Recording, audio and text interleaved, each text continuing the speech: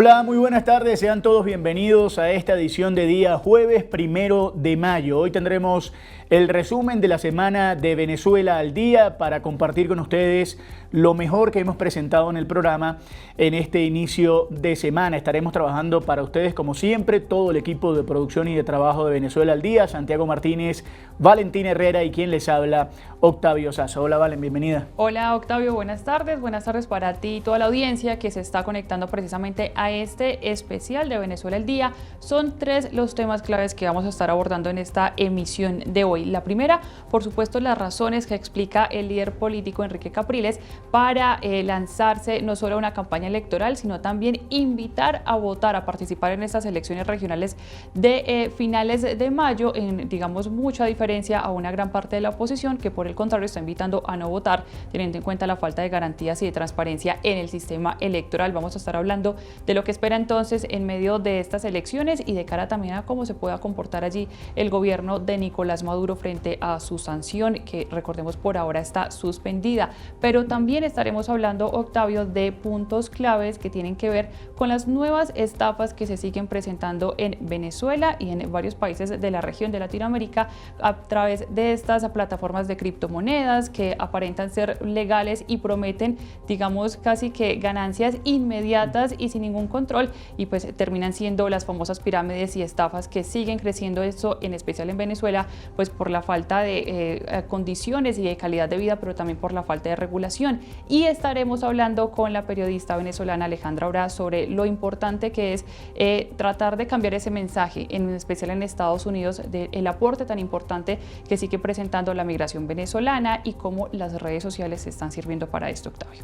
Perfecto, entonces con esos temas disfrutemos de lo mejor de la semana de Venezuela al día a continuación. Quedan muy pocos días para que se lleven a cabo esas elecciones y por eso para nosotros es un gusto recibir en este programa en Venezuela al día a Enrique Capriles Radonsky. Hola Enrique, bienvenido, buenas tardes, ¿cómo estás? Buenas tardes, muchos saludos para ustedes. Igual para ti, Enrique. Lo primero que quiero preguntarte es ¿cuál es tu mensaje para el país, pensando en todo lo que hay alrededor de las elecciones, la expectativa, las ganas que tenga o no la gente de ir a votar? ¿Qué es lo primero que quieres hablarle hoy a Venezuela, sabiendo que tú estarás involucrado en estas elecciones?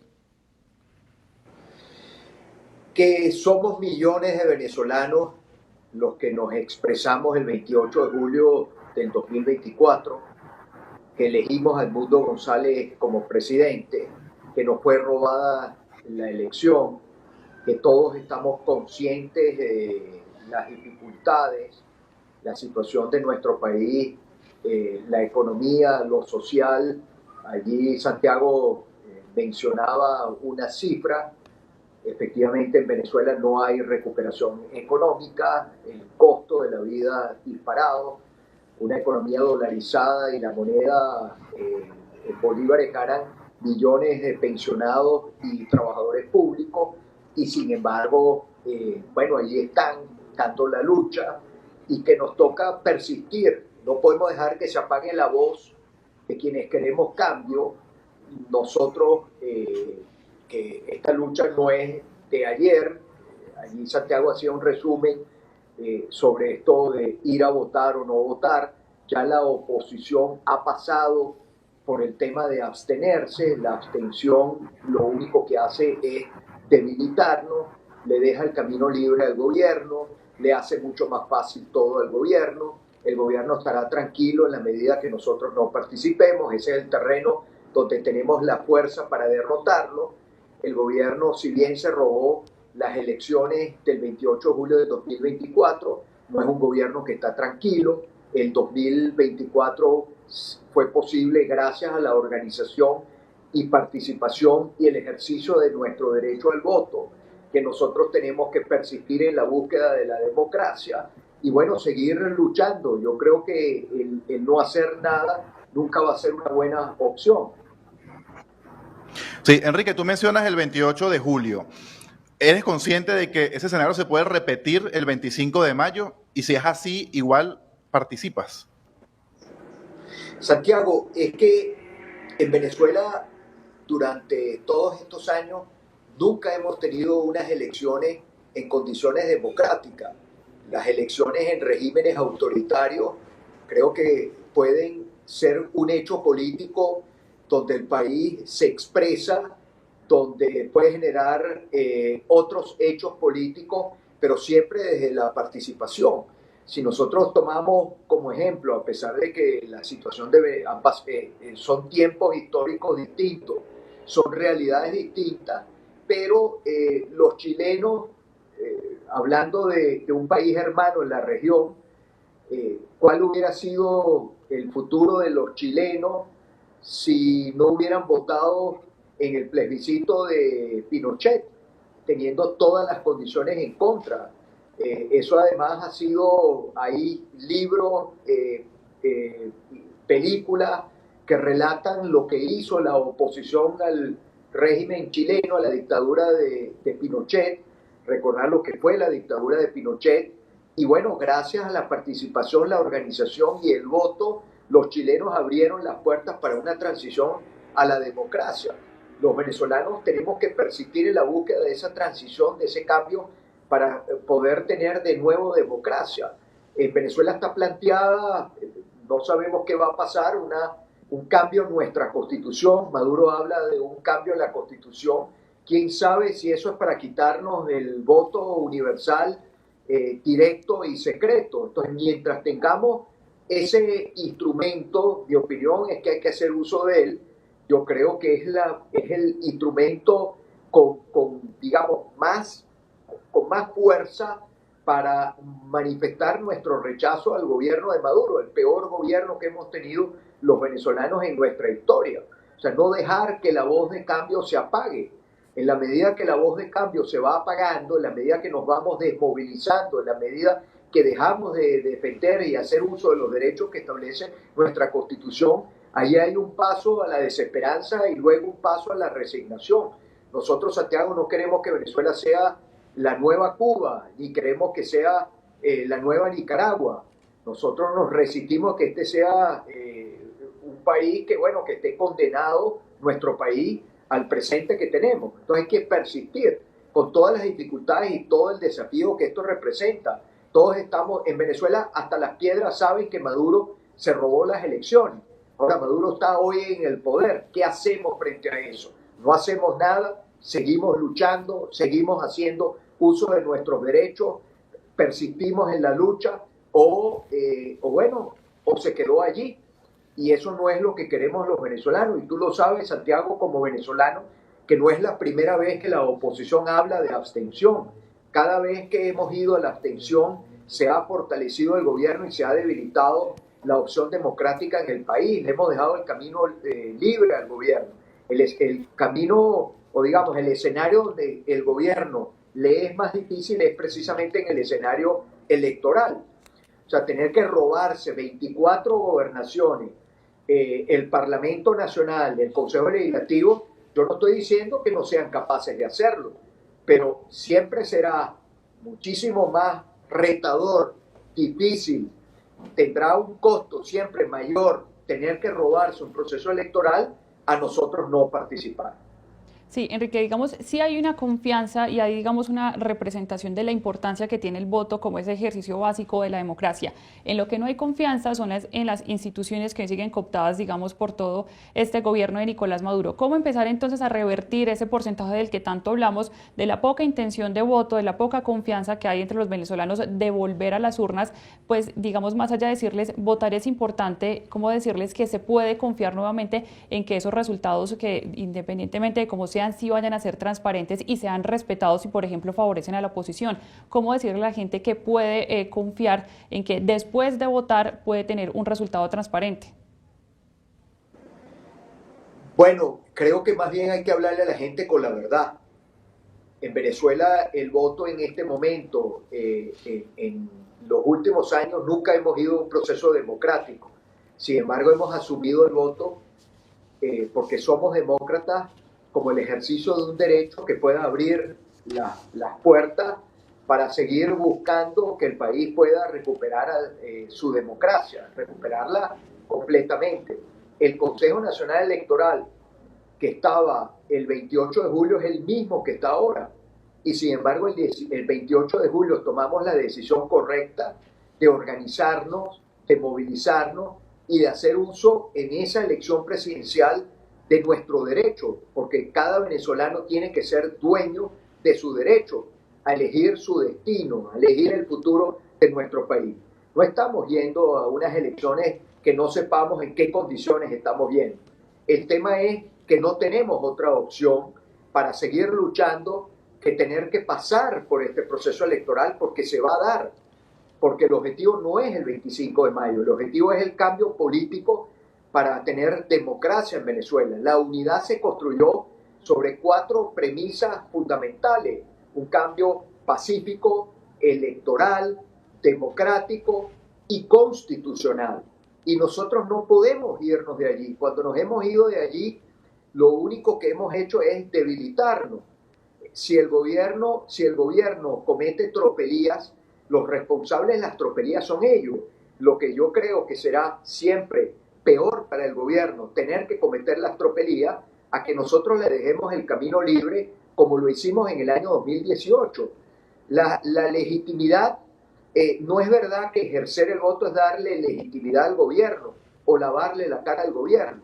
El gobierno no tiene legitimidad de inicio, es un gobierno sin legitimidad, porque nunca presentó el acta, porque nunca presentó el resultado de las elecciones como tenía que presentarlo. Es decir, no tiene legitimidad de origen.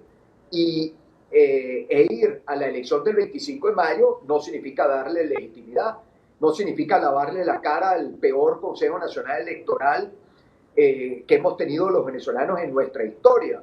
Es para mí un instrumento de lucha el voto, es un instrumento de hacernos sentir. Ahora tú me dices, bueno, hay un anticlima electoral, por supuesto que lo hay, ¿cómo no lo va a haber? Pero precisamente el desafío y la responsabilidad del liderazgo político es explicarle a la gente qué hay que hacer. No es sencillamente quedarnos en la denuncia, es plantear a la gente una hoja de ruta, es plantearle a la gente, tenemos que ir el 25 de mayo a las elecciones, como tenemos que ir cuando presenten un cambio en nuestra Constitución, tenemos que ir a defender los derechos de los venezolanos que están consagrados en la Constitución.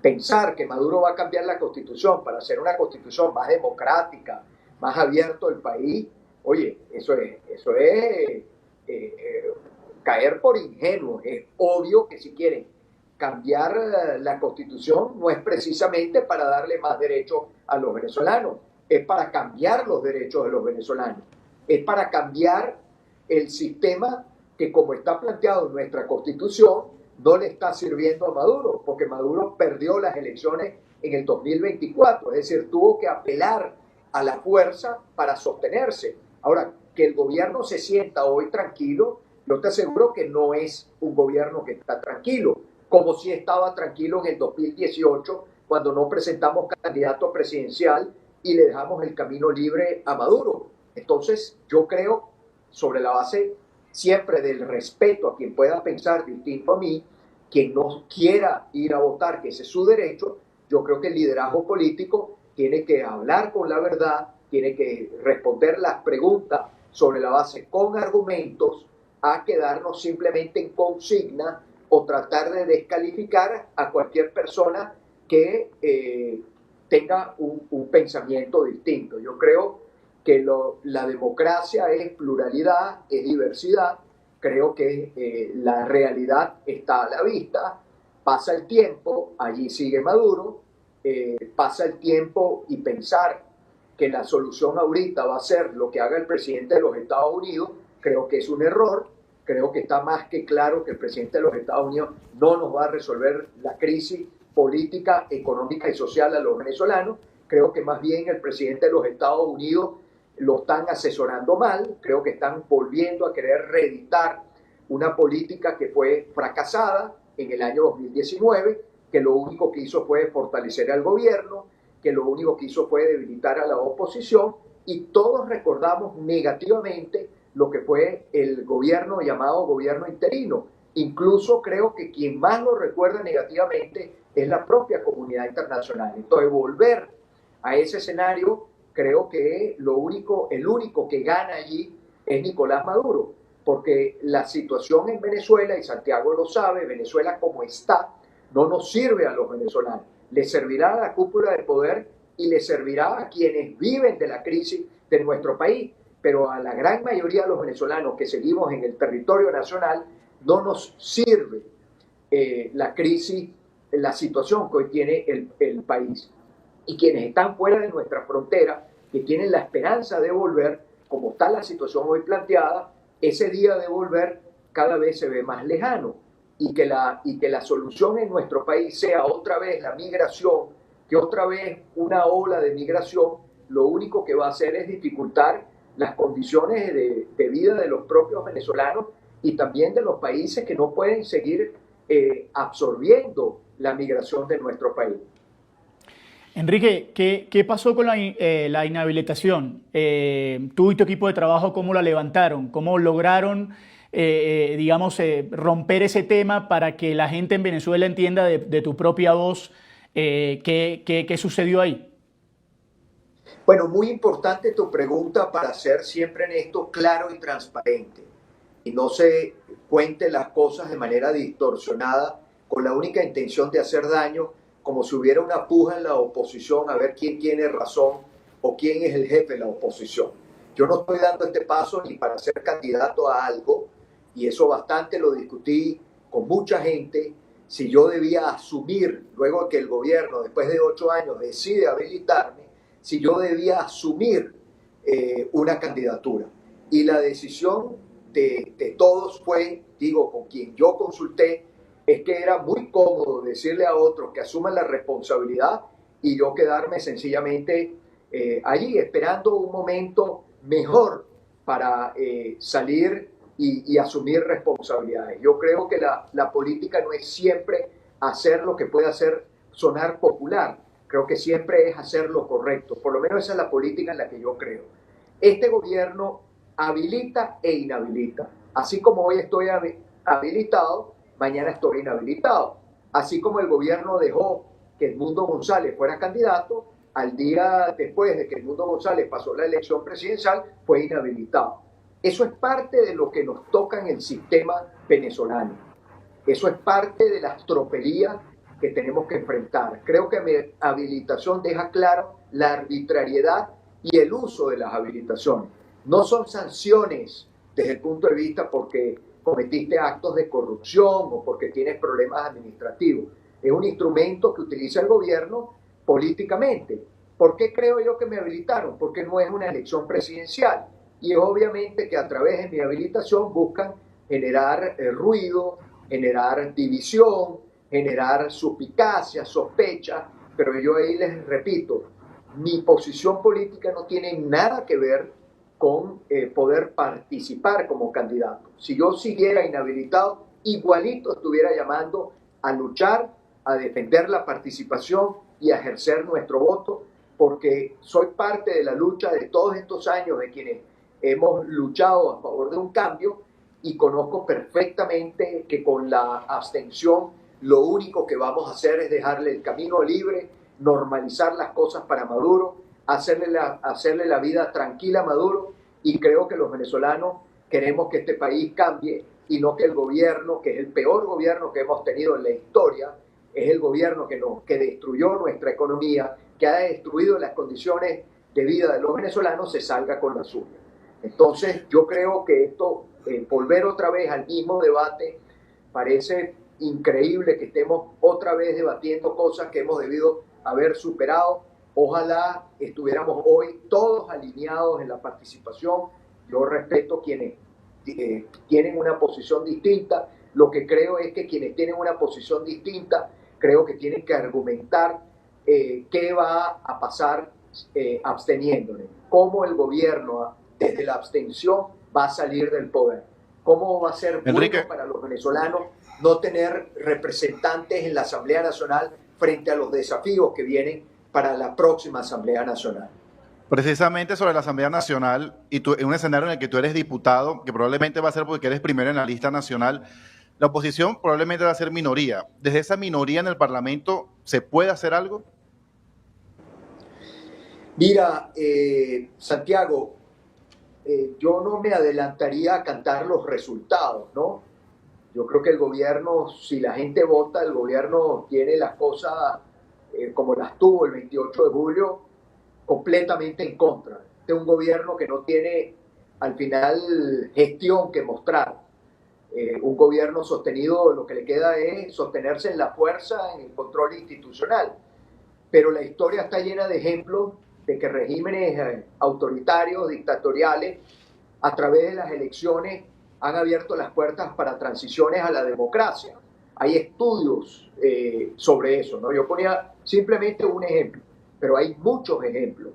Ahora, el Parlamento, la oposición ha estado fuera del Parlamento, como pasamos los últimos 5 años, Santiago, porque por allá en el año 2020 había el mismo llamado a abstenerse y después en el 2021 fuimos a la participación. O sea, había pasado meses, Santiago, después de lo que fue el descalabro de haberles regalado a Maduro y su grupo la Asamblea Nacional. Y fíjate cómo son las cosas, Santiago, que la expectativa que había en Venezuela de que Edmundo González viniera a tomar juramento no era la Asamblea del 2015, era la Asamblea precisamente que controla el gobierno. Es decir, que además estamos llenos de contradicciones. O sea, hacemos cosas, confundimos a la gente y no le explicamos a la gente por qué las hacemos. Fíjate, el mismo caso de Maduro. En el año 2018 decíamos que la elección convocada por Maduro era un parapeto. Yo mismo dije que era un parapeto. Y creo que fue un error no haber presentado candidato. Creo que había que presentar un candidato. Y fíjate que teníamos la expectativa que Edmundo González recibiera la banda presidencial de manos de Maduro. Es decir, hablábamos de la culminación del periodo constitucional de Maduro, que por allá en el 2019 decíamos que Maduro no existía. Decíamos que Maduro era ilegítimo, que había abandonado el cargo. Tú lo sabes, Santiago, porque tú estás en Caracas, porque a ti te ha tocado cubrir esas noticias, pues todo lo que ha sido el manejo institucional, todo lo que ha pasado estos años en Venezuela. Entonces yo al final lo que digo es, veamos la historia completa y sobre la base de hacer un recuento histórico, creo que va a ser claro que la participación y el ejercicio del voto, incluso en las condiciones tan arbitrarias, tan cuesta arriba que tenemos en este momento, va a ser mejor, va a ser siempre mejor para la lucha democrática y para la aspiración de concretar un cambio a volverle a regalar el Parlamento, sin importar, Santiago, si son 100, 200, 500. Lo importante es que allí, en ese Parlamento, haya una voz que defienda al pueblo venezolano, que defienda la democracia, que defienda la Constitución, que defienda las condiciones de vida de la gente, que defienda a los trabajadores, que defienda a los pensionados, que haga oposición, que exija que se rindan cuentas de los fondos públicos, nada de lo que hoy existe en la Asamblea Nacional del 2020. Sí, Enrique, en esa medida, digamos, hablas de lo importante de mantener sobre todo ese mensaje de seguir convocando, independiente, digamos, de la situación que se tiene en materia política. Hablando de eso, son muchos los frentes por los que hay que trabajar y me gustaría preguntarte, Enrique, si en las últimas semanas has tenido algún contacto o algún acercamiento, por un lado, con María Corina Machado, con Edmundo González, o por otro, con esos mismos organismos internacionales y gobiernos de diferentes regiones que se encargaron de decir públicamente que no reconocían digamos, a Nicolás Maduro como presidente por no publicar las actas. ¿Con quiénes han tenido contactos fuera de Venezuela para tratar de impulsar ese mensaje, ya sea con los otros líderes de la oposición o con los gobiernos de la región? Mira, yo estoy absolutamente abierto y te aseguro que no es simplemente mi posición, es la posición de todos que somos parte de la oposición democrática, que queremos cambio, absolutamente abierto a conversar, a tratar de buscar puntos que nos encuentren. Ahora, si pensar que hay que votar y participar, eso a cambio significa insulto, que es un acto de traición, oye, parece muy cuesta arriba, porque la democracia al final es la pluralidad, es la diversidad. La unidad democrática se construyó para un cambio pacífico, constitucional, democrático y electoral. Y la unidad ha tenido desafíos también muy grandes cuando hay compañeros que se salieron de la unidad, como fue en el año 2014 la salida, que lo único que hizo fue debilitar a la oposición democrática. Sin embargo, a pesar de la salida, logramos ganar con las 2/3 partes la Asamblea Nacional del año 2015. Se salieron de allí y nunca hubo de nuestra parte una calificación de traidores, alacranes, toda la cantidad de insultos, porque pareciera que se resume frente a los argumentos, las respuestas son los insultos y la descalificación, o una suerte de, bueno, esa es una decisión que se toma, que no se consulta y simplemente se impone. Yo no creo que la unidad se construye de esa manera. Creo que precisamente la unidad, su fortaleza es en los puntos de encuentro desde la diversidad, desde la pluralidad, pero siempre en la búsqueda de que prevalezca el bien común, siempre en la defensa de las condiciones de vida de los venezolanos. Cuando yo veo que hay personas que aplauden que empresas petroleras norteamericanas, europeas, se vayan de Venezuela, y creo que Santiago hacía un resumen de alguna nota, no sé si fue de Bloomberg o fue de alguna de las agencias internacionales, que habla cómo otra vez estamos caminando hacia la venta del petróleo tipo contrabando, o sea, de seguir vendiendo el principal recurso. Es decir, Maduro va a seguir buscando recursos, pero de la peor manera, porque ahí no va a haber ningún tipo de rendición de cuentas. De hecho, la época más oscura de la industria petrolera fue precisamente cuando las empresas petroleras de renombre mundial podían entrar en el negocio petrolero. Sacar a Venezuela del mercado petrolero occidental es un error gravísimo, que lo único que va a hacer es aumentar todo el dinero de la corrupción, de la mafia, del contrabando. Entonces, que haya gente que esté de acuerdo con eso, oye, eso para mí es un error, y la unidad no puede ser eso. La unidad tiene que defender las condiciones de vida. Y palabra final, cuando me preguntabas de la comunidad internacional al unísono, exigió todo el mundo democrático, incluyendo los que estamos en Venezuela, la presentación de todas las actas y del resultado. Sin embargo, la comunidad internacional no quiere, los países democráticos, repetir Guaidó segunda parte. Nadie quiere repetir, por el desastre que significó para la oposición en Venezuela y para la propia comunidad internacional, el caso Guaidó. Sí, Enrique, en esa medida, cuando hablas, digamos, de esa disposición que tienes de estar en diálogo y sobre todo de un debate muy respetuoso basado precisamente pues en que se trata de el bien de toda la comunidad en Venezuela, puntualmente has intentado hablar o te has buscado acercar solamente para el diálogo con María Corina Machado, con Edmundo González, o hablando de gobiernos puntuales con gobierno de Estados Unidos o con gobierno de Colombia? Directamente no, indirectamente sí. ¿Y cómo sería haciendo. Sí. ¿Cómo es esa manera indirecta? Me refiero con el caso de compañeros que no están que creen que la abstención va a servir. Y por eso te digo, yo creo que la abstención es la nada.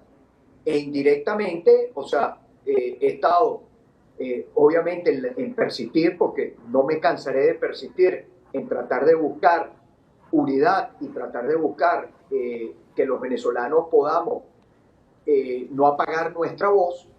Bueno, seguiremos insistiendo en la búsqueda de eso. Y con respecto a la comunidad, con respecto a Colombia, yo no tengo amigos en el gobierno colombiano actualmente. Nunca he hablado con el presidente de Colombia. Conozco gente que ha trabajado en el gobierno colombiano y conoce muy bien cuál ha sido siempre mi posición. Mi posición es que hay que ser radical en la defensa de los derechos humanos, pero que en Venezuela necesita una solución política y hay que trabajar para que la política pueda dar fruto, porque si no es la política, ¿qué es? Y el escenario de fuerza ni lo queremos los venezolanos, ni lo quiere la comunidad internacional, porque en el escenario de fuerza no gana nadie. Pensar que en el escenario de fuerza va a ganar alguien Yo creo que es no entender lo que significa la guerra. En el mundo hoy hay guerra. ¿Y cuál ha sido el costo para esos países de la guerra? ¿Cuál sería el costo para Venezuela incluso en las condiciones actuales de una guerra? Se va todavía a profundizar aún más la crisis que vive nuestro país. Es decir, hay que persistir en la búsqueda de una solución política, en ir dando pasos certeros en que esto le genere esperanza a los venezolanos y que esto le genere soluciones a los venezolanos. Y con respecto a la administración que hoy está en los Estados Unidos, oye, estamos también de forma indirecta. Pareciera que hay un sector de colegas míos que aplauden que agarren a venezolanos en los Estados Unidos sin tener, simplemente por tener un tatuaje en el cuerpo y los consideran delincuentes. Eso es horrible, eso es bochornoso, o sea, además de todo lo que significa la violación a sus derechos humanos. Los venezolanos representamos 0,25% de la población de los Estados Unidos. ¿Quiénes han cometido delitos en Estados Unidos que, si cometieron delitos en ese país, que sean castigados por la justicia de donde cometen delitos? Pero un trabajador venezolano que estaba con un TPS, que le quiten el TPS, que lo traten como delincuente, yo no puedo estar de acuerdo con eso, yo me opongo a eso. Yo exijo respeto a los venezolanos, estén donde estén, porque además los venezolanos migraron no porque querían irse a otro país, sino porque se vieron forzados en la situación económica y social de nuestro país a ir a buscar oportunidades en otros países, como es el caso de Colombia. ¿Cuántos venezolanos hay en Colombia? ¿Por qué están en Colombia? Porque en Venezuela no tenían posibilidades y Colombia les abrió la puerta, cosa que será para nosotros un agradecimiento de por vida. Muchos quieren regresar, otros ya tienen sus vidas establecidas allá en Colombia con ustedes. Y bueno, y hoy muchos son también colombianos, tienen las dos nacionalidades. Pero bueno, sobre el caso de Estados Unidos nos duele. O sea, eso es como dice, un cuchillo clavado en la venezolanidad. O sea, y es increíble que haya algunos venezolanos que puedan aplaudir que se esté haciendo eso, o que hayan algunos políticos venezolanos que guarden silencio para simplemente porque no quieren generar ningún comentario con el gobierno de los Estados Unidos, ¿no? Yo defiendo a los venezolanos. Yo no tengo que quedar bien con otro gobierno. Yo defiendo a los venezolanos. Aquí no se trata de hacerle guiño a algún gobierno en el mundo, ¿no? Aquí se trata de que los venezolanos podamos encontrar una solución y que la gente en nuestro país deje de sufrir y que los venezolanos Enrique, podamos tener un futuro.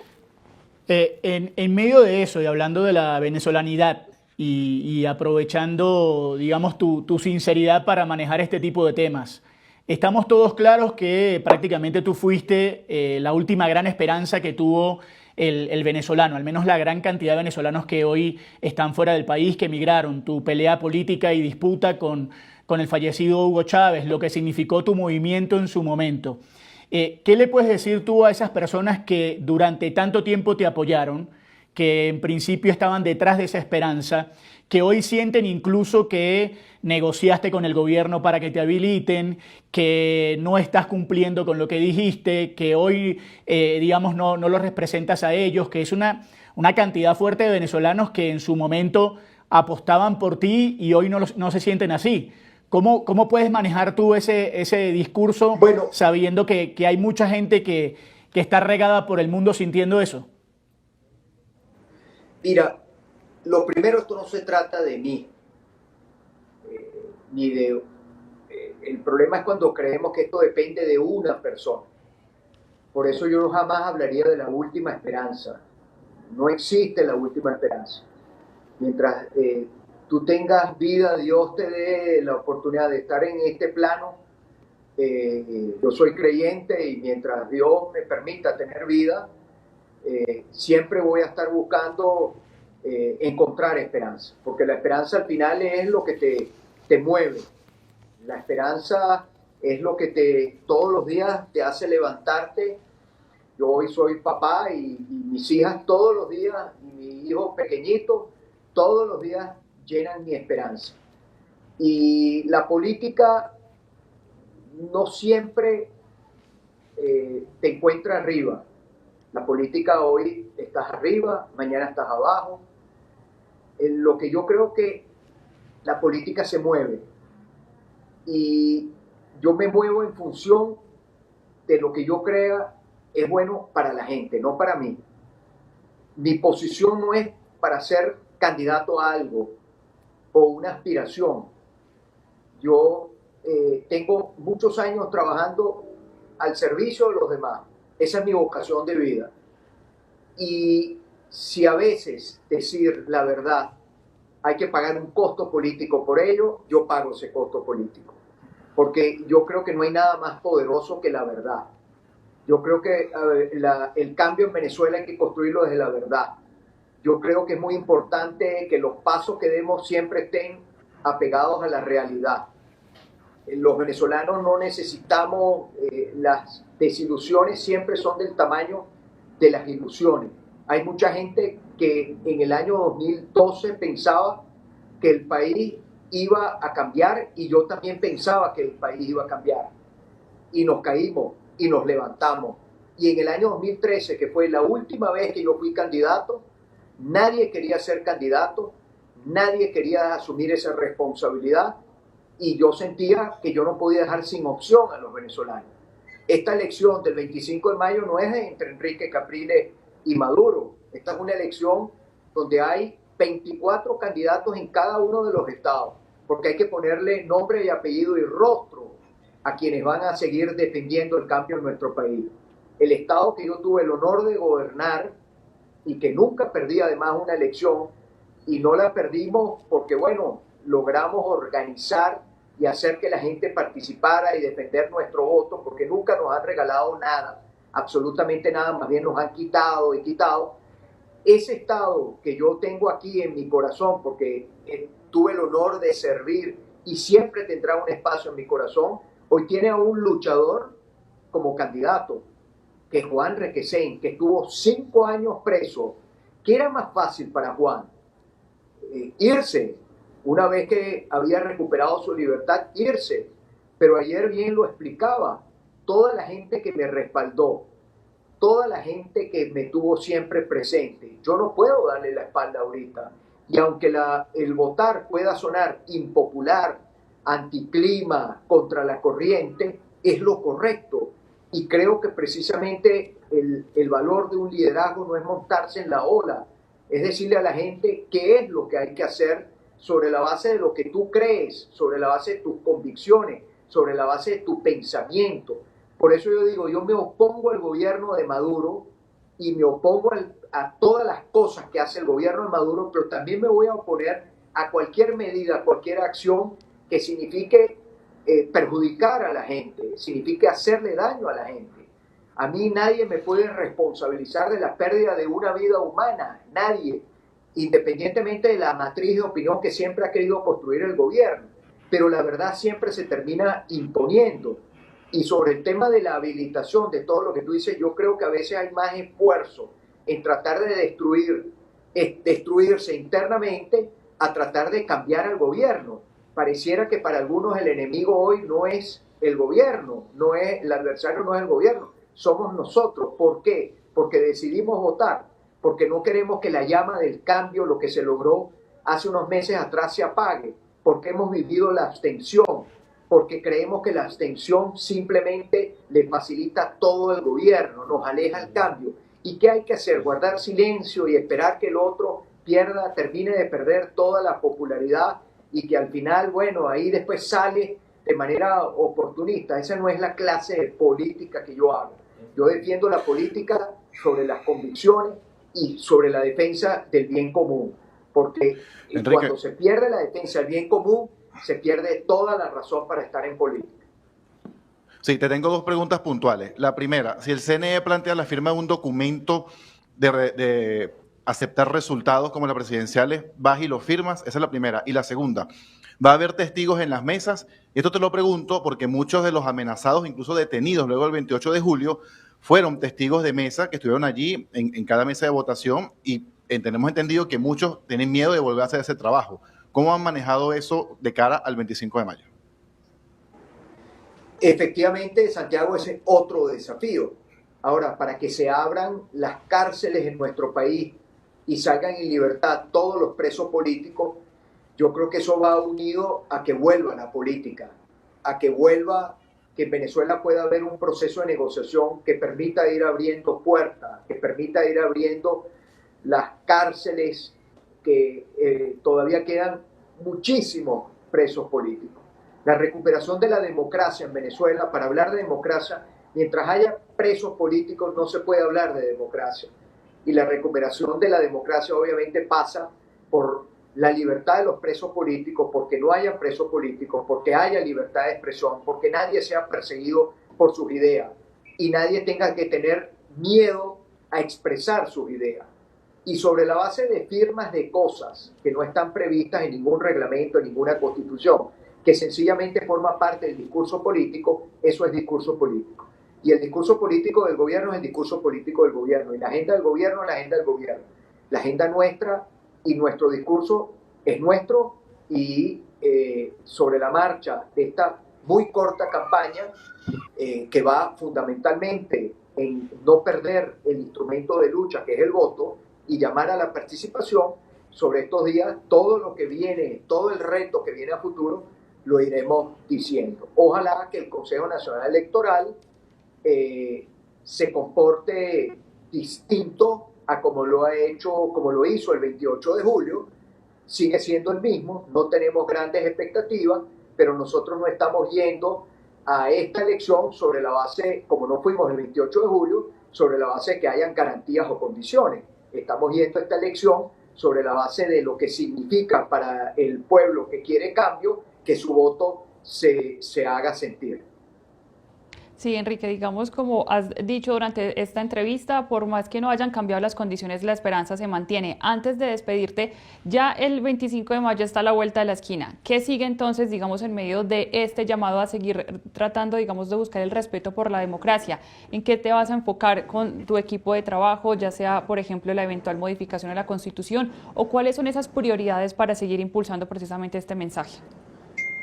Mira, el 25 de mayo es un peaje que hay que pasar, porque la elección, de acuerdo a nuestra Constitución, la Asamblea Nacional cumple su periodo, los gobernadores cumplen su periodo también.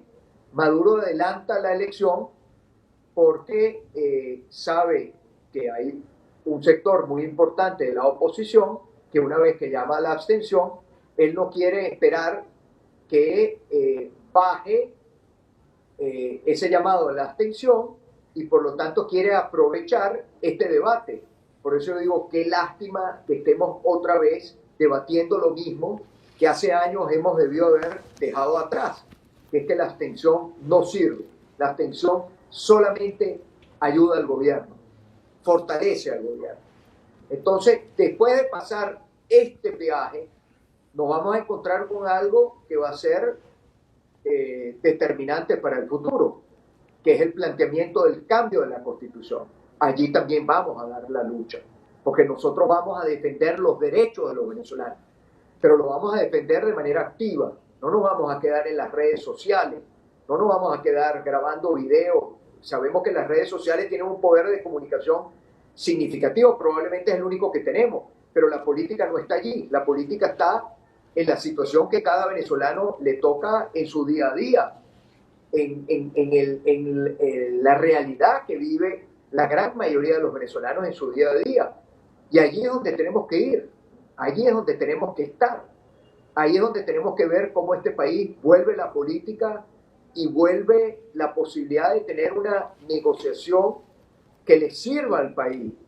La situación actual de nuestra Venezuela no nos sirve a los venezolanos, le servirá a la cúpula en el poder, no sé por cuánto tiempo, porque todos los indicadores, Maduro creía que había recuperado la economía o que había sacado la economía de la hiperinflación y los momentos más críticos, pero es que estamos otra vez en lo mismo, producto de la crisis política, otra vez el mercado paralelo en la divisa, otra vez la caída económica.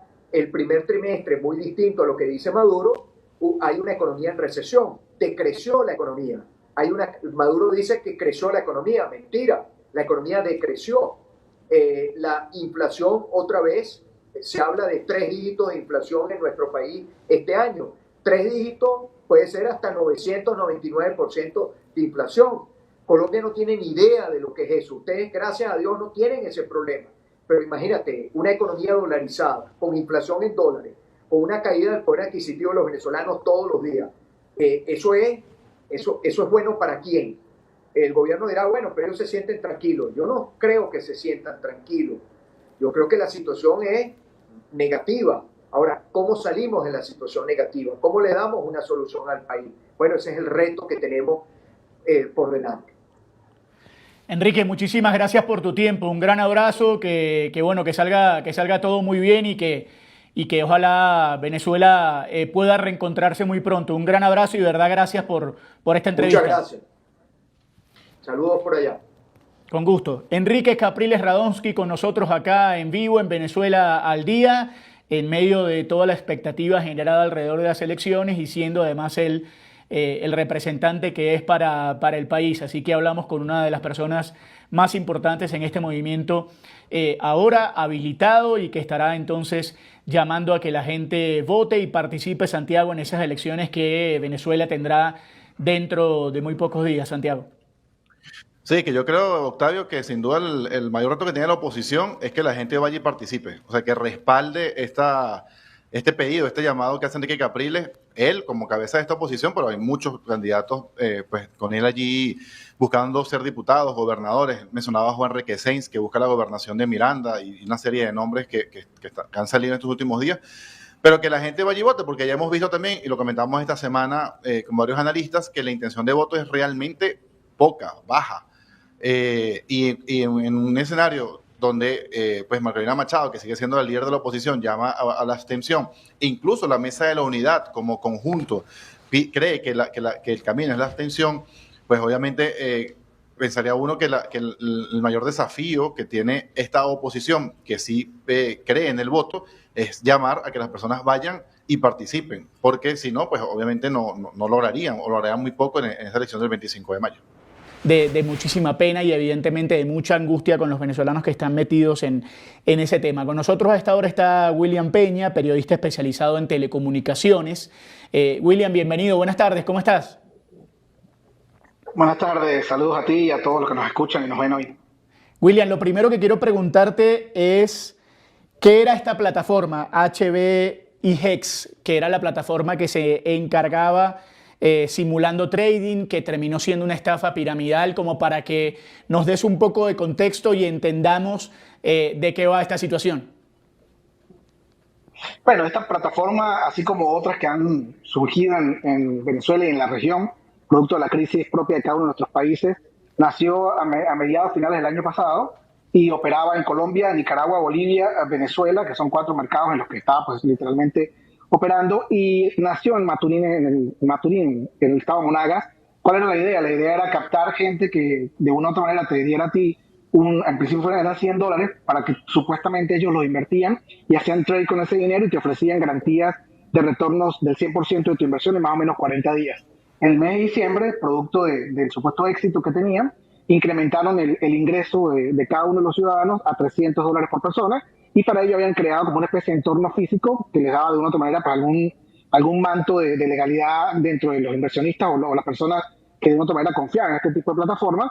Y era un café allí en Maturín, un café en el que tú supuestamente ibas, allí te captaban, entregabas el dinero o ellos mismos te lo convertían de dólares a USDT, y de una u otra manera supuestamente ellos se encargaban de hacer las inversiones, y allí tú podías ver a gente supuestamente en mesas haciendo trade y te generaban una especie de gráficos falsos, y por mucho desconocimiento que tú de una u otra manera tienes, pues creías en esos gráficos y creías que estabas ganando dinero, ¿no? Al principio, los primeros que caían en el esquema Ponzi, pues por supuesto, cuando te obligaba a ti a traer un monto de entre 100 y $300 y adicionalmente a eso, buscar a 3 o 5 personas más que invirtieran el mismo monto que tú, pues con esas supuesto ganancias para que te pagaran a ti.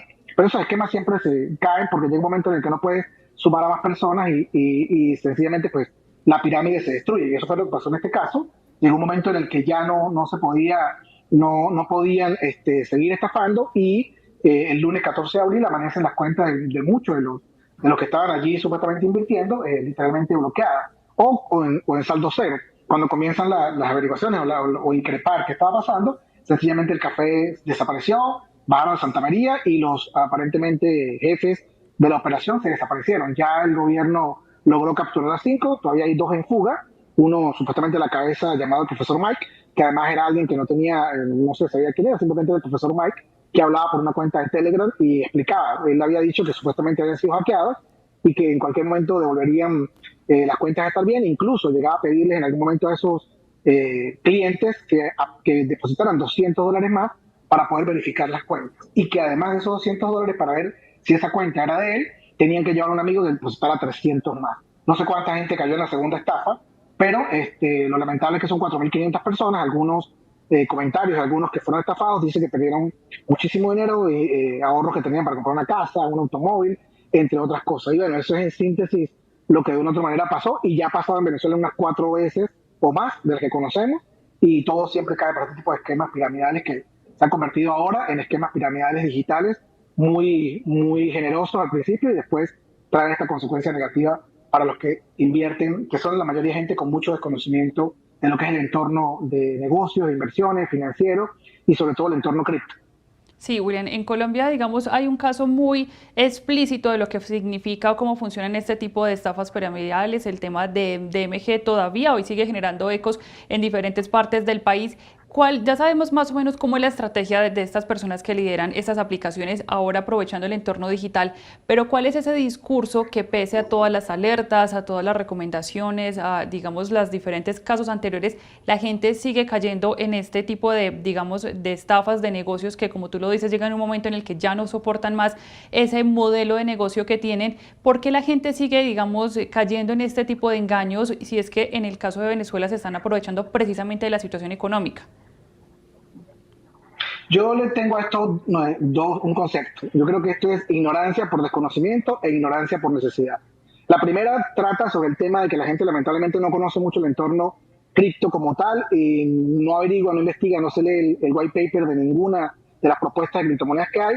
Y el otro es la ignorancia por necesidad. Te pueden decir 1000 alertas, 1000 banderas rojas, porque siempre las hay, las hubo en este caso. En este caso hubo gente especializada, gente que conoce bastante el tema de cripto, y de una otra manera le decía por las redes: no vayas a caer en esta porque esta es una estafa, no vayas. Pero la gente, por ignorancia, por necesidad, que le llamo así, o sea, aunque creía que podía ser una estafa, sencillamente introducía el dinero pensando que era uno de los primeros que podía sacar provecho, porque finalmente los primeros que forman parte de la estructura piramidal, sean o no sean las cabezas, siempre van a ganar dinero. Eso pasa como en todo este tipo de procesos. Los primeros que traen a unos amigos que invierten al mismo tiempo $1.500, pues él va a recibir durante un par de meses o un mes, y eso pues va a seguir creciendo hasta que llega el momento que se cae. Yo me voy mucho a eso, ¿no? Y la necesidad del venezolano de también, o de hoy en día, hay muchas generaciones o muchos problemas desde el punto de vista de que la gente hoy en día quiere hacerse rica de la noche a la mañana y cree que el entorno cripto, el entorno trade, es un entorno muy sencillo para hacerse millonario, porque finalmente las redes de una u otra manera influyen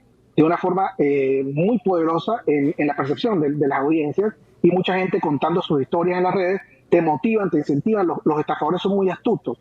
Ellos de una otra manera crean un entorno de gente de negocios que supuestamente son sus amigos, sus aliados, que además se hacen amigos tuyos, te recomiendan la plataforma y sencillamente forman parte de la pirámide. Entonces cuando tú vas a esa validación externa, tú le dices a esa persona: ¿tú crees que esto sea cierto? Y dicen: claro, yo ya me he ganado $20.000.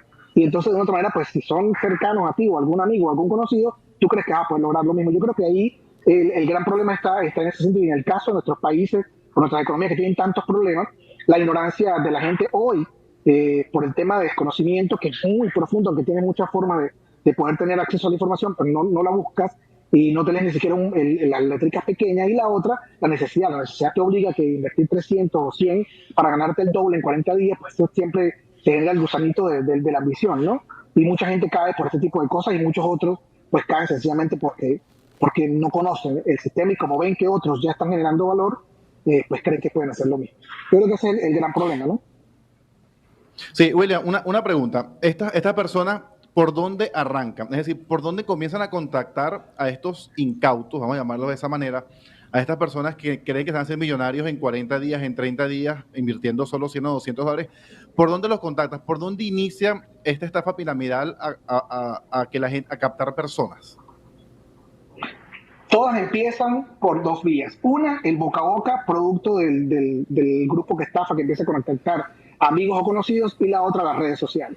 O sea, campañas de marketing digital en Instagram, en TikTok, movimientos en X, en este caso, generaron unos entornos espectaculares también desde el punto de vista de información en YouTube, creaban tutoriales, creaban webinars, generaban una comunidad en Telegram, que era la comunidad maravillosa, te daban premios, te enamoraban con premios o con algún tipo de bonificación si tú hacías esto, si tú hacías aquello. Entonces empezaban de repente a crear el grupo Gold, el grupo Plata, el grupo Diamante. Entonces, si tú lograbas ciertas determinadas posibilidades, pues subías a un nivel superior y eso generaba el entorno de la ambición. Entonces, por ejemplo, te decían, tú ya depositaste 300 y trajiste a 3 más, ya tienes 900, en 40 días o en 30 días te ganaste 300, ahora queremos que pases al nivel Plata o al nivel Plus. Entonces, el nivel Plus ya tienes que traer a 10 personas más para que un legado, para que gane más dinero, y eso de una u otra manera pues generaba ese tipo de entorno a través de las cuentas de Telegram o de la comunidad en Telegram, y la gente creía. Entonces cuando eso viene, cuando empiezan a decirte que además el dinero que tienes que colocar, tienes que generar para ser cada día más importante dentro de la estructura, tú tienes que entender que esas son señales. O sea, no es posible que ya yo deposité 300, entonces me traje 5 amigos que depositaron 1.500, entonces ahora para yo poder ser superior, tengo que caer en la banda azul o en la banda dorada, de traer a 20 más para poder ganarme $20,000. Y así entonces van obligándote o generándote a ti esa intención de poder subir o incrementar el valor de lo que tú estás, valga la redundancia, invirtiendo, y empiezas a caer en la estafa. Y después no te das cuenta, después ya te conviertes literalmente en un fan de la estafa porque no entiendes la estafa y traes pues amigos, familiares, incluso gente que incluso vendía parte de su propiedad, vendía su carro para invertir, y de una otra manera pues terminaron. Cuando ya ellos vieron quizás que hay una masa importante de fondos que podían tener en sus manos, que ya tenían en sus manos, se desaparecieron. Y eso pasa cuando esto acumula una meta. Pero, por ejemplo, los estafadores tienen una meta. Te dicen, bueno, la meta mía son $3 millones, $5 millones. Cuando yo logro esa meta, me desaparezco. Y lo logran. Por ejemplo, el caso de HBIY, esto fue una plataforma que nació literalmente a finales del año pasado, en septiembre, octubre, empezaron a trabajar y logró generar este valor hasta marzo. Fueron 6 meses de lograr estafar a la gente. Y también cuando tú logras en la primera de cambio ganarte en 40 días los $300, pues llamas a tus amigos, ¿no? Y mucho de esto pasa en las bases de la pirámide social, donde la gente está buscando por necesidad una manera de poder tener un rendimiento muy rápido y busca este tipo de plataformas que de otra forma pues engañan y te atraen, ¿no? Pero todo las redes sociales, las campañas de marketing digital, los tutoriales en YouTube, incluso estos se hacían pasar de que ellos formaban parte de una estructura en la cual estaban certificados por el tema de valores de los Estados Unidos, que supuestamente la Comisión de Valores de los Estados Unidos los certificaba. En la página web aparecía que ellos tenían una certificación, cuando eso es mentira, porque en Estados Unidos cada estado tiene la potestad de poder hacer certificación de algún tema desde el punto de vista financiero. Entonces tendrías que tener 52 certificaciones producto de cada uno de los estados para poder validar que tú realmente estás haciendo un esquema legal. Pero por el desconocimiento de la gente veía Estados Unidos, la SEC o la Community Exchange o cualquiera de los organismos financieros de Estados Unidos que aparecía la bala allí sin ningún tipo de certificación que lo pudiese validar, y la gente confiaba en eso. Más, tenía una página web con una gran cantidad de gráficos, y una de las cosas importantes también era que tenían gente que te hacía gráficos y estadísticas falsas y te mostraba todo eso en el entorno físico que tenían para ello. Pues entonces allí tú tranquilamente veías, no, sí, mira, vamos a tradear aquí con esta criptomoneda que vamos a ganar $20,000 y hacían el trade porque la está subiendo, te mandaban señales en donde supuestamente en este momento la moneda tal está creciendo mucho, vamos a hacer las inversiones, o hagan las inversiones, o busquen la manera de hacer las inversiones, y la gente creía en esos juegos a través de los que se encargaban de manejar la estafa o el esquema Ponzi como tal. Sí, William, aprovechando tu presencia acá y un poco también pues para educar a las personas, ¿cuánto las personas deberían prender las alarmas en cuanto a ganancia? Porque obviamente yo lo puedo saber, quizás tú lo sabes, que ganarse el 100% en 3 meses, eso no existe. Eso es imposible, eso es una estafa. Pero que la persona sepa, mira, una ganancia de tanto en un año es algo posible, puede ser que esté dentro de los parámetros para que la gente por lo menos sepa que quizás porque lo primero que la gente pregunta es ¿cuánto me voy a ganar? Entonces si le dice, mira, te vas a ganar 15% en el año, sepa que el 15% es una buena ganancia en un instrumento confiable y legal y respaldado. ¿Cuánto debería ser esa ganancia normal en un instrumento pues en el mundo a lo largo de un año? Bueno, dependiendo del caso nuestro, en Venezuela tienen acceso a lo que es la Bolsa de Valores de Caracas y lo que se llama la renta fija como tal, que son los bonos que colocan las empresas para poder obtener financiamiento para sus proyectos. Allí hay estimaciones entre el 12 y el 20% de interés anual, dependiendo de lo que invierta un inversionista, valga la redundancia. Es más en promedio, eso es un 1.7% al mes. En el caso de la banca en Venezuela, pues como ustedes saben, tiene unos grandes problemas, pero finalmente la banca hoy en día te está generando rendimientos de entre el 15 y el 25% anual de algún tipo de ahorro que tú hagas o algún tipo de instrumento de renta variable o de renta fija que ellos tengan, que tienen muy poco, ¿no? Entonces, finalmente, cuando a ti te dicen, te vas a ganar el 100 o el 200% de una inversión en una semana, en 15 días, esa es la primera alerta que tiene que tener una persona sin necesidad que tenga conocimiento. Nada es tan bello como para ser verdad. Entonces tú dices, oye, pero me voy a invertir si me va a ganar 200 en cuánto, en una semana, en 15 días. Es una alerta. La otra es que este tipo de estafas te empiezan a decir que tienes que llamar a tus amigos, a tus abuelos, a tus tíos, a tus primos, para que inviertan contigo, porque necesitan tener masa que aglutine y que les entregue posibilidades económicas para ellos poder mantener la pirámide por cierto tiempo. Y tercero, todo este esquema de bonificación. No, si tú logras pasar el plus A y vas al B, ya no vas a ser considerado un cliente regular, ahora es un cliente bronce, pero después tienes que ser cliente plata, después tienes que ser cliente oro, pero todo eso significa que tú vas a colocar más dinero tuyo o vas a buscar más gente que coloque dinero, porque finalmente hay un tema de confianza o un tema de relacionamiento que tú tienes con personas. Si tú eres William Peña y tú vas y buscas 5 amigos tuyos que confían en ti, que creen en ti, te dicen, bueno, William se ganó $1,000, vamos a meter la plata. William, ¿eso cómo lo ves? No vale, yo me gané $1,000. Sí, tú te los ganaste, realmente te los ganaste a las primeras de cambio. Pero finalmente esta bola va corriendo hasta que llega un momento que los que están allí, o los que están de último en la base, o están en el esquema donde ya no hay manera de poder captar más clientes, pues terminan perdiendo el dinero. Entonces yo creo que las claves son sencillamente todo lo que te ofrezca a ti rendimientos altísimos en muy poco tiempo, tienes que leer las letras pequeñas y saber hacer ese esquema lo van a hacer. Tienes que preguntar, no tienes que ser preguntón. Pregunta qué tipo de esquema estás utilizando, qué tipo de banca estás trabajando con bolsa de valores, con qué tipo de activo financiero estás trabajando, en qué estás metido, porque muchas veces te dicen, mira, yo monté una empresa para manejar activos financieros y te estoy pidiendo $10,000. Ajá, pero ¿quiénes forman parte de eso? ¿Tú estás representando a quién? No, somos mi hermano y yo, o este pan y yo que montamos esto, vamos con una plata para invertir aquí, tú te vas a ganar tanto. Oye, no, eso no es así. Cuando tú montas una estructura financiera, tienes que tener una base legal, tienes que tener una gran cantidad de elementos importantes desde el punto de vista económico para entender de qué manera vas a asumir ese riesgo, ¿no? Y muchas veces, lo que yo digo, la ignorancia por necesidad o la ignorancia por desconocimiento te llevan a cometer esos errores. La mejor bandera, la más clave es los rendimientos. Nada te va a brindar 100% rendimiento en menos de 30 días si no es una esquema. No hay manera a menos que compre una lotería, pero eso finalmente no estás haciendo nada, un gasto que estás haciendo allí. Si la pegaste, la pegaste. La otra es si tú de una u otra manera tienes la posibilidad de generar un activo en el que tú compraste algo, tú lo compraste y tú lo vendiste. Compraste un producto en $20, lo vendiste en 40, te ganaste 50% de ese producto, pero es tuyo, no te lo estás entregando a nadie. Entonces realmente la mejor bandera es esa. No crees en lo que te dicen que tiene de una u otra forma rendimientos altísimos y todas las banderitas de los esquemas que son el acceso al plus, al diamante, al platinum, que eso también te lleva a que tú de una otra manera empieces a pensar que vas a ganar más y terminas perdiendo todo lo que quizás por el mismo esquema Ponzi habías logrado en el tiempo que estás allí. Sí, William, sin duda mucha prevención, digamos, y mucho autocuidado por parte de cada uno de los que usamos diferentes plataformas en redes sociales o en el ámbito digital. Pero ¿qué tanto están haciendo las autoridades de cada país, de Venezuela, en diferentes países de Latinoamérica, para anticiparse a estas estafas, anticiparse a regular esta situación y alertar al ciudadano? Porque finalmente también es tarea de las autoridades alertar cuando se trata de estafas o cuando se trata de diferentes firmas o negocios que no tienen ningún respaldo de todo lo que están prometiendo, porque vemos que son aplicaciones que un día las denuncian, cambian de nombre, cambian de color y al otro día ya están ofreciendo el mismo servicio pero con un nombre diferente, pero sin ningún respaldo. ¿Qué tanto está haciendo las diferentes autoridades para regular y anticiparse a estos delitos? En el caso de Venezuela, todo es por reacción. Cuando ocurre la estafa, lamentablemente el gobierno a través del Ministerio Público actúa dependiendo la fuerza con la que venga esa estafa o el número de denuncias que tenga. Lamentablemente en Venezuela ya hemos visto unos cuantos casos de ello, todos han sido por reacción. Cuando termina, en este caso, pues hay 5 detenidos. ¿Por qué?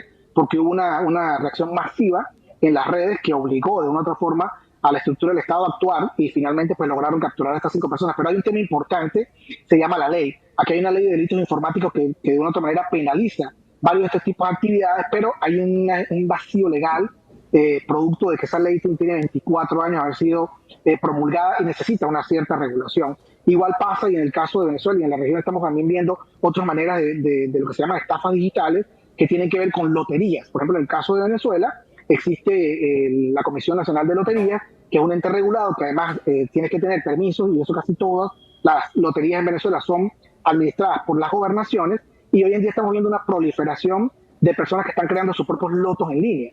Entonces, el loto de William Peña, el loto de María Moñito, el loto de Carlos Pérez, es donde te ofrecen a través de la compra de un ticket en tantos bolívares convertidos a dólares para que tú te accedas a unos tickets para ganarte un apartamento, una casa, un carro, y finalmente es una manera de estafarte igual, porque independientemente de que ciertamente puedan darte a ti o el que se ganó el premio, existe una distorsión desde el punto de vista de cuántos números están certificados para ello. No te dicen cuánto es la numeración que tiene o el número máximo de tickets que van a vender, no sabes si realmente ese es el número que salió.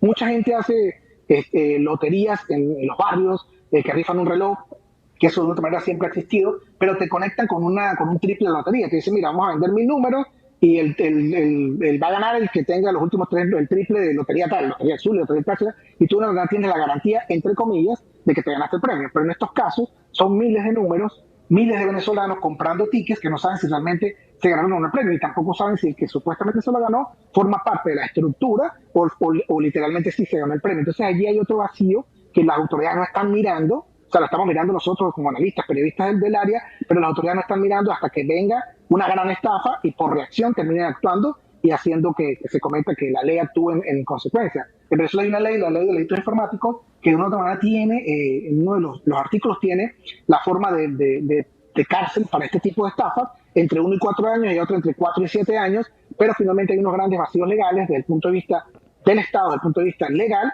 que permite que muchas de estas cosas terminen actuando y finalmente no hay una estructura formada, aunque sí tenemos ya un departamento de activación de delitos informáticos para temas de casos de ataques con dólares y este tipo de cosas, pero le falta muchísimo trabajo para poder actuar en una gran cantidad de cosas que se están viendo. Pero la autoridad en Venezuela trabaja por reacción, no hay nada de prevención, tú no ves en campañas producidas por el Estado, por el gobierno para poder prevenir este tipo de estafas, no estás viendo que estén actuando de ninguna manera en formas de prevenir que la gente caiga en esto, y cada día más gente es vulnerable a este tipo de situaciones producto de la necesidad que tiene cada uno de los venezolanos por la crisis particular que tenemos nosotros. Hay una circunstancia que hoy tiene mucho que ver con lo que está sucediendo en los Estados Unidos, con el tema de los migrantes, con el tema de los papeles, del TPS, de todo lo que hay alrededor de la administración de Donald Trump, de todo lo que sucede con los venezolanos, si hay o no en medio de esto xenofobia, qué está pasando con los venezolanos que viven en los Estados Unidos, se puede ser exitoso o no siendo venezolano en los Estados Unidos. Y por eso quiero que veamos y que escuchemos este video de la periodista Alejandra Orá, que fuese figura de CNN en español, que ha marcado un antes y un después en el periodismo latino en los Estados Unidos, y que cuenta, según su visión, cómo somos los venezolanos que viven en los Estados Unidos. Escuchemos y veamos a Alejandra Orá. Venezuela no es el tren de Aragua. Esta es la realidad de los venezolanos en Estados Unidos. En los últimos meses en Estados Unidos se ha empezado a creer algo que no es cierto, que Venezuela significa solo crimen. Ojo, el tren de Aragua sí existe y es un problema grave. Pero de los 1.3 millones de venezolanos que viven en Estados Unidos, solo el 0.09% pertenecerían a esta banda criminal. Es por esto que voy a hablar de los verdaderos datos de la comunidad venezolana en Estados Unidos. Los venezolanos en Estados Unidos son los más educados. Ellos se encuentran entre el grupo de los hispanos con mayor nivel educativo. El 48.7% de ellos tiene un título universitario en comparación al 27% de los inmigrantes hispanos. Ayudan a la economía estadounidense. Los estudios muestran que los venezolanos son los hispanos emprendedores más activos. Sus negocios generan millones de dólares y crean muchos empleos para personas en este país. También son altamente calificados. Muchos muchos venezolanos eran médicos, profesores, científicos, ingenieros en su país y vienen a Estados Unidos con esta capacidad universitaria para aportarle a la economía y al empleo. Y hablando precisamente de la fuerza laboral, el 74% de los inmigrantes venezolanos de 16 años o más se encuentran en la fuerza laboral de Estados Unidos en comparación a un 66% de los inmigrantes en general y de un 62% de los nacidos en Estados Unidos. 1:43 de la tarde en los Estados Unidos y está con nosotros Alejandra Dorada a esta hora. Hola Ale, bienvenida a Venezuela al Día, un gusto recibirte, ¿cómo estás? Un gusto estar con ustedes por acá y gracias por estar también replicando esta información que es súper valiosa, no solamente para los venezolanos que viven en Estados Unidos, pero también para los latinoamericanos y estadounidenses que tienen que entender cuál es el aporte económico, social y cultural de nuestro país acá. No, por supuesto. Ale, tú tienes mucho tiempo viviendo en los Estados Unidos, tuviste la posibilidad de trabajar en una de las cadenas televisivas más importantes del mundo, has estado constantemente trabajando también en función de los venezolanos.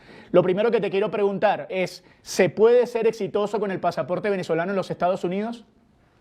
Por supuesto que se puede seguir siendo exitoso en Estados Unidos con pasaporte venezolano. Y digo sigue siendo porque esa ha sido la realidad de los venezolanos que llegaron incluso en la década de los 70, cuando empezó el boom petrolero y los venezolanos en Estados Unidos se conocían como los ejecutivos y los ingenieros petroleros. En los 90 cambió un poquito la narrativa y en el 2000 también. Y yo creo que lo más importante es que siempre y cuando se tengan los papeles en línea y tú logres adaptarte a la cultura estadounidense y entender a dónde uno puede ser relevante, se puede seguir siendo exitoso en este país. Alejandra, y en esa medida, esas nuevas generaciones que tú dices que han pasado por diferentes condiciones, por diferentes circunstancias, ¿cómo ha sido para estas nuevas generaciones enfrentarse también al tema de la desinformación en redes sociales que ha afectado mucho precisamente a, por decirlo de alguna manera, a los estereotipos y la reputación? ¿Cómo es hoy enfrentar eso y seguir luchando para demostrar que efectivamente la población venezolana pues, puede aportar a los diferentes países a los que está llegando, en especial en este caso a Estados Unidos? Mira, en el caso específico de Estados Unidos y esta narrativa negativa y una estigmatización errónea de la migración venezolana, siendo honesto, a veces lo malo hace más ruido que lo bueno. Efectivamente, nosotros hemos escuchado administraciones en este momento, la administración actual del gobierno, diciendo cosas de la migración venezolana que no es cierta. Y yo te puedo dar el caso específico, se habló de eliminar el estatus de protección temporal o el TPS a los venezolanos por motivo de que muchos de ellos fueran miembros del Tren de Aragua. Ni un solo venezolano en Estados Unidos que tenía el TPS se ha confirmado o se ha encontrado algún índice de que pudo haber tenido un vínculo con el Tren de Aragua. Honestamente, la mayoría de los estadounidenses que leen, que están informados, entienden que esta es una narrativa realmente política, que es una campaña política en Estados Unidos. En el caso de Latinoamérica sí es diferente. Lamentablemente hemos visto países como Chile, hemos visto países como Perú, donde hay una xenofobia que está siendo alimentada por la misma prensa, está siendo alimentada por gente que crea contenidos y muestran una narrativa errónea de Venezuela. Yo creo que la mejor manera de combatirla es haciendo videos como estos o precisamente mostrando cuáles son las cosas buenas que hacen los venezolanos en otros países, donde generan un PIB mucho más grande a veces que los mismos nacionales de estos países. El caso específico de los venezolanos en Perú es un ejemplo espectacular, donde han generado de verdad una economía increíble. Entonces, mira, la desinformación se combate con información y con plataformas que pueden demostrar que lo que se dice es mentira con datos de verdad. Alejandra, tú que tienes muchos años en Estados Unidos, ¿tú crees que es más difícil ahora abrirse camino que antes o siempre ha sido pues no muy sencillo para el latinoamericano abrirse camino y al venezolano sobre todo allí en Estados Unidos? Yo creo que hoy en día es complicado abrirse camino en cualquier parte del mundo. Vivimos en países que estamos preocupados, estamos un poco cerrados a las oportunidades de otros migrantes, quizás no como pasó en los 50 y en los 60, porque tememos que otra gente nos tome nuestro trabajo, las oportunidades. Y creo que esto no es en Estados Unidos, sino en el mundo en general. Estamos viviendo un momento migratorio en muchos sentidos y es normal que este temor ocurra. Sin embargo, en momentos de adversidad siempre hemos visto que aunque hay que trabajar un poquito más para abrirse, para hacer oportunidades, hay que esforzarse más para hacer algo superlativo o extraordinario. Entonces, sí, hay aún oportunidades, pero habrá que trabajar un poco más porque hay muchas cosas también ya hechas, ¿no? Entonces hay que empezar a encontrar cuáles son esas lagunas, estos lugares de espacio de mejoría o de crecimiento para poder aprovecharlas. Alejandra, en medio de todo esto que está sucediendo, sobre todo en los últimos meses, en los últimos tiempos, con la llegada del nuevo gobierno de Donald Trump y con la gente, digamos, ansiosa, nerviosa, con miedo, ¿tú sientes que hoy se está discriminando al venezolano en algunos sectores de los Estados Unidos o en realidad eso es lo que percibe la gente que vive fuera del país y no es así? Es un poquito de las dos cosas, sinceramente, depende de dónde. Lamentablemente sí existe una estigmatización y una discriminación más notable que antes, no solamente para el venezolano, creo que para el latinoamericano en general. Lamentablemente la actual narrativa de la administración es decirle no a la migración, aunque enfaticen que sí apoyan la migración legal y que quieren que la migración sea legal, lo que intentan es que no exista realmente una migración. Cuando vemos publicaciones como la de ayer, por ejemplo, donde la secretaria de prensa le decía a los presentes que quería que se creara una ley para que los conductores de Uber o los mismos conductores de camiones hablaran 100% inglés o fueran bilingües, es un ejemplo perfecto. Y que la gente aplaudiera eso en la Casa Blanca, creo que a cualquier inmigrante le habría incomodado. El hecho de que digan que Estados Unidos ahora tiene que tener un idioma oficial, como el caso de inglés, es obviamente otra medida antimigratoria, una medida anti-latinoamericana, porque Estados Unidos es el país donde se habla más español en el mundo, después de obviamente las regiones latinoamericanas donde el primer idioma sea español, ¿no? Entonces, sí hay un poco de las dos cosas. Yo creo que poco a poco, tal vez la gente que piensa que esto está bien se va a dar cuenta que no es proteger el país, que no está haciéndole bien el país y que al final, en el caso de Estados Unidos, este fue un país que se hizo desde sus principios, desde sus fundaciones, por inmigrantes. Sí, sin duda lo más complicado ahora es precisamente que ahora, digamos, esas críticas o esas posiciones, ese discurso anti-inmigración llegue desde las mismas autoridades. Háblanos un poco de las reacciones luego de que publicaste este video, de que publicaste ese tipo de mensajes, Alejandra, de qué reacciones generó, digamos, me imagino que positivas, pero también se puede dar ese espacio a las, digamos, críticas, a los comentarios negativos que buscan precisamente mantener ese discurso casi que anti-inmigración pese a todas las razones positivas que se expliquen. Ha sido muy interesante, fíjate, porque este video en total, hice uno en español como el que publicaron ustedes ahorita y otro exactamente igual en inglés. Y entre los dos videos, si uno, Instagram y TikTok tienen aproximadamente más de 2.1 millones de visitas.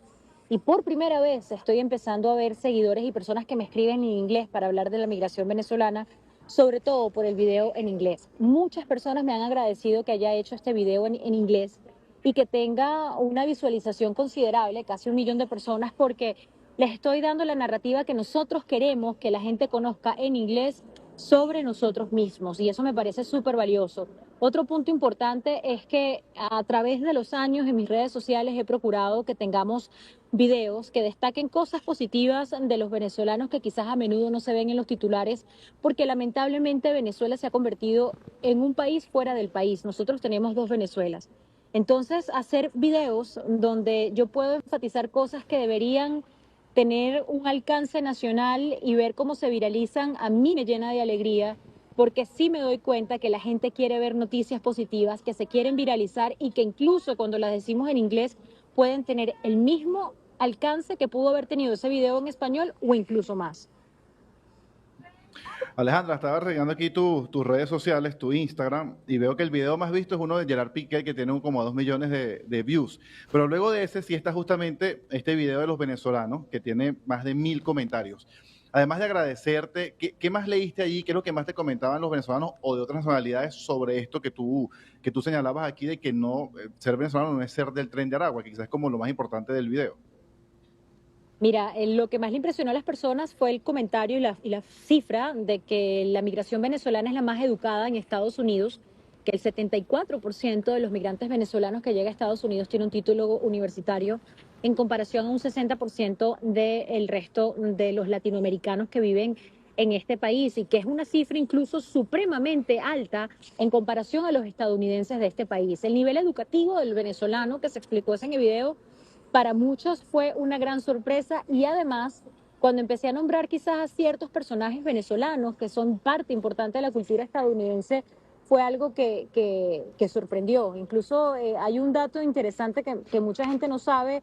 Un ingeniero venezolano fue vital en la misión de Apolo 11 y eso mucha gente no lo sabe y vivía aquí en Estados Unidos. Renio Tolina, entre los estadounidenses, que era uno de los periodistas y conductores más importantes de Venezuela, los estadounidenses lo conocen porque tenía en aquella época un programa en ABC. Entonces a la gente como que le empezó a resonar el hecho de que Venezuela siempre ha sido un país importante para Estados Unidos y que tengo cifras que lo respaldan.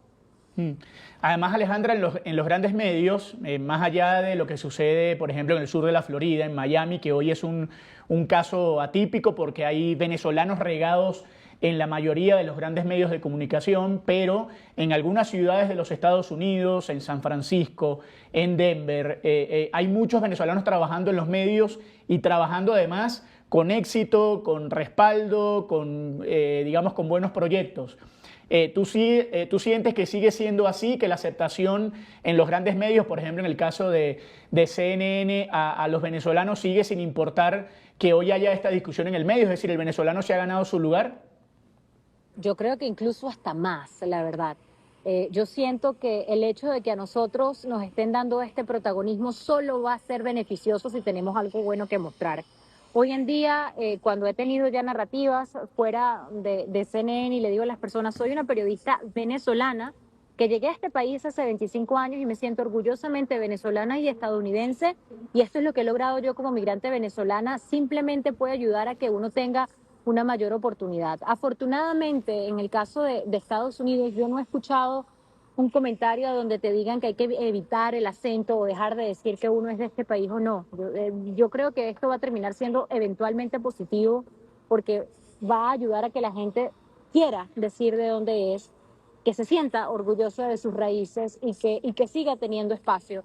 A la negativa, a la publicidad negativa solamente la puedes contrarrestar con una publicidad positiva, ¿no? Entonces, creo que podemos tener una oportunidad de oro si la sabemos aprovechar. Sí, a propósito de esa oportunidad de oro, Alejandra, y digamos enfrentándose a algo tan fuerte como lo es en este caso el gobierno de Estados Unidos, ¿qué seguir haciendo entonces en esas redes sociales, en esas diferentes plataformas para seguir impulsando este mensaje de destacar lo bueno que se ha hecho, lo bueno que se puede hacer? Porque pues todavía siguen siendo aportes muy importantes los que están pendientes por hacer, que seguir trabajando precisamente para enviar ese mensaje y evitar sobre todo los casos de xenofobia, pero también seguir respaldando al migrante que, como lo hemos dicho acá en varias ocasiones en Venezuela al día, se va a seguir moviendo por la región, se van a seguir presentando nuevos casos de migración. ¿Qué seguir haciendo entonces para evitar los malos momentos y digamos las diferentes situaciones muy complicadas que han tenido en el pasado algunos migrantes? Recuerden algo, hoy en día el medio eres tú, las redes sociales son mucho más poderosas que cualquier otro medio de comunicación tradicional o lineal, como se dice en inglés. La mejor manera de poder combatir esto es recordándote que todos tenemos una audiencia en nuestras redes sociales. Y si uno analiza el resultado promedio de la acumulación de seguidores o de personas que ven tu contenido en Instagram, en TikTok, en Twitter, en Facebook, tú puedes tener incluso una persona que no es conocida hasta 20.000 personas que te están viendo. Si tú sabes que hay una información importante que vale la pena replicar, hazlo. No dejes que solamente los creadores de contenido, los periodistas o los comunicadores o los medios de prensa lo hagan. Enfócate en demostrar las cosas positivas que se hacen sin ser exagerados, simplemente con noticias, con hechos. Y recuerda que siempre hay alguien que puede estar viendo algo y que le puede cambiar la vida o puede generar una oportunidad lo que tú estás diciendo. Yo, por ejemplo, hice este video sin pensar que iba a tener una entrevista con ustedes, desde que se iba a viralizar como lo mencioné, pero me dediqué a hacer un buen trabajo para que en caso de que eso ocurriera, tuviera la información pertinente y la calidad importante para que la gente entendiera el mensaje, que eso era lo que más le importaba en el momento. Alejandra, muchísimas gracias. Además, está decirte la admiración que sentimos por ti, por tu trabajo. por representar al periodismo venezolano en los Estados Unidos y sigue siendo una referencia para todos nosotros. Muchísimas gracias, buen provecho, disculpa que te molestamos en medio de tu almuerzo, espero que salga todo bien en la comida, saludos a la gente que está contigo y nada, bienvenida siempre a Venezuela al Día. Justo estoy con Osmari Hernández, ¿no? Corresponsal de Venezuela de CNN. Seguimos siendo grandes amigas y aquí estamos precisamente conspirando para las cosas positivas de nuestro país. Eso es lo más bonito. Un abrazo, saludos a Osmari y bienvenida siempre a Venezuela al Día.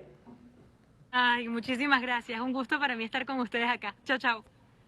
Ahí estaba con nosotros entonces Alejandra Orá, en vivo desde los Estados Unidos, hablando sobre este tema, sobre el tema migratorio, sobre el tema de la xenofobia, lo que representa hoy el producto venezolano, lo que representa hoy el trabajador venezolano en los Estados Unidos, una persona que tiene más de 20 años viviendo en ese país y que fue figura de una de las cadenas más importantes de noticias, si no la más importante del mundo. Y sobre todo el mensaje tan importante, Octavio, que nos deja Alejandra en este caso, y es que por un comentario negativo que salga, por una mala noticia, siempre enfrentarlo con 10 cosas positivas, con 10 buenas noticias, porque siempre va a ser más lo bueno por contar, en este caso de los ciudadanos venezolanos, los que siguen llegando a Estados Unidos, en medio también, digamos, de toda la situación política y el discurso muy anti-inmigración que ha emitido el presidente de Estados Unidos, Donald Trump, pero que pues son los hechos los que siguen demostrando que los venezolanos son más los buenos y los que pueden aportar más al desarrollo de este o de cualquier otro país a los que van a seguir llegando durante este nuevo proceso de migración. Exactamente, además,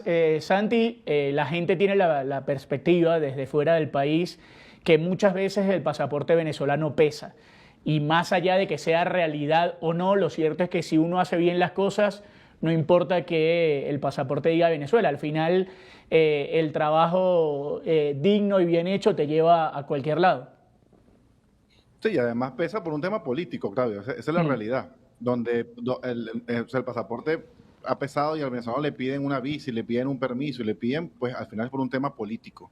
O sea, no es porque personalmente a ese venezolano lo vean de mala manera o sea una persona no correcta en su proceder. Simplemente es un tema político que, bueno, que obviamente pues permea a los venezolanos y queda ese imagen, pero como ya decía en su video, y es perfecto. O sea, Venezuela no es el Tren de Aragua. Y si todo el Tren de Aragua, como dijeron en su momento, estuviese en Estados Unidos, sería el 0,09%, o sea, ni el 0,1%, ni el 0,10% de toda la migración venezolana que está en Estados Unidos, por poner un solo país, pero la migración ha abarcado no solamente Estados Unidos, sino a lo largo del continente. Pues el resto son personas de bien que van dispuestas a trabajar. Tú y yo conocemos seguramente Valentina, cantidad de venezolanos que están fuera de su país, en Estados Unidos, como decimos uno, echándole un camión todos los días para salir adelante y no están pendientes ni de robar, ni de estafar, ni de hacer mal las cosas.